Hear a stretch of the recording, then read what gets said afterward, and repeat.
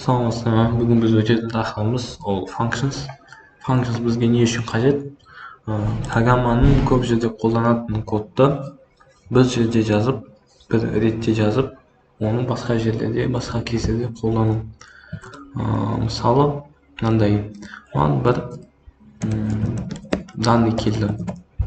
Бір жерден алдым деген. Мысалы, name, бір userдің name'і. Он surname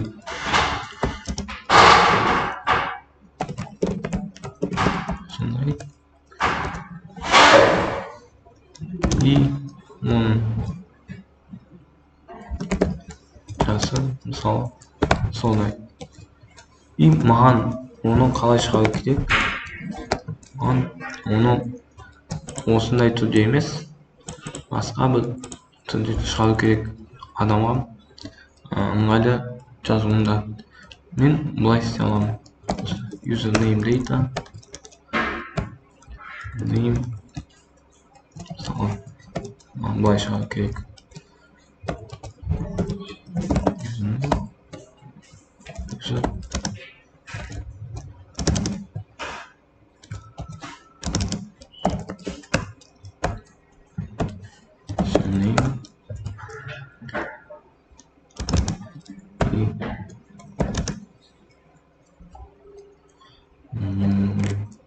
His age, username data, age plus years old. Көрейік қазір бізге программа не шығарады. Так. Кеттік. Стоит. Мынасымен кеттік.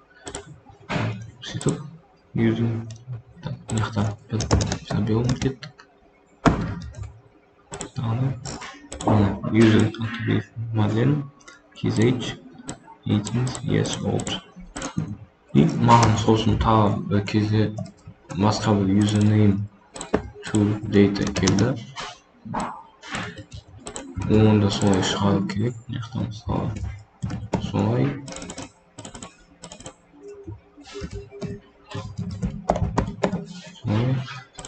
И мысалы солай.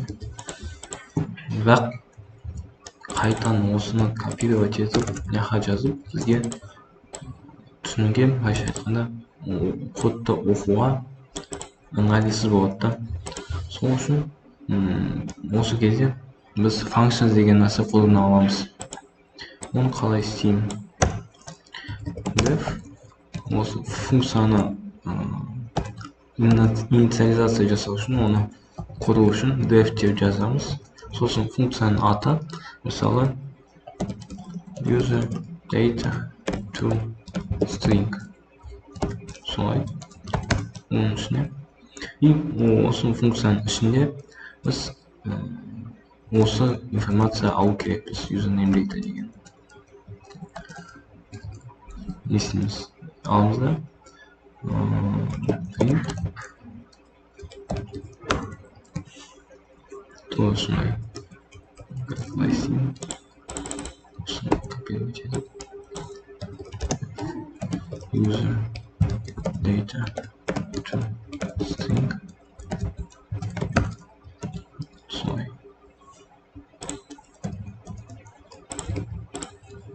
Осы функцияны біз осы мынақты анықтадық, бірақ оны шақыру керек. Оны қалай істейміз? Просто солай функцияның аты и екі круглый скобка.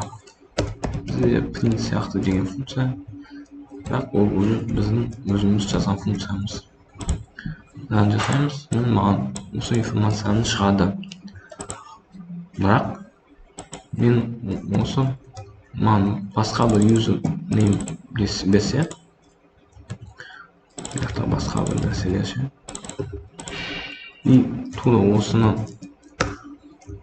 функцияны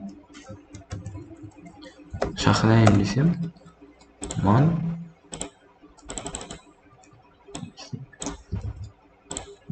маған тура сол нәрсені не істейді да, принт жасайды. Болса біз не түсінеміз, бізге әр функция бір информация өзіне беру керек. Оны өзі ішінде қолдану үшін. Біз оны қалай істей аламыз? Яқта функцияның аргументі деген нәрсе бар. Мысалы, біз print жазған кезде print, и осының ішіне біз стака береміз. Осы стака немесе санба сондай. Осы аргумент деп атайды. Функцияның аргументі. Сол үшін біз яқта анықтаймыз. Яқта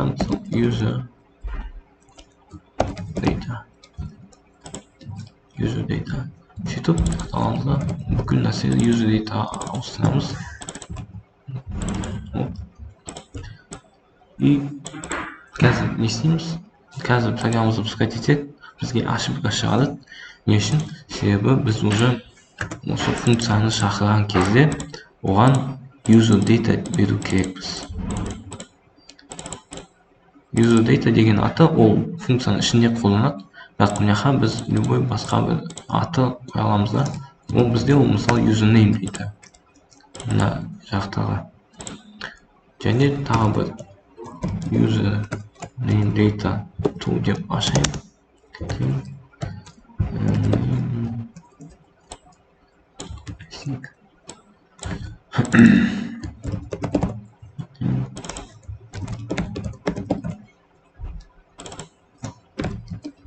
Олай, и оны екінші рет шақырғанда оған берейік. Пускай етеміз. Міне, маған бірінші осы шығады. Осы данныйлармен осындай форматқа маған шығады. Және екінші рет шақырғанда мен уже осы дата бердім данныйларды. И маған оларға сай шығады. Осылай біз бір кодты әр жерде қолданып, программамыздың ыңғайлы оқуға істей аламыз.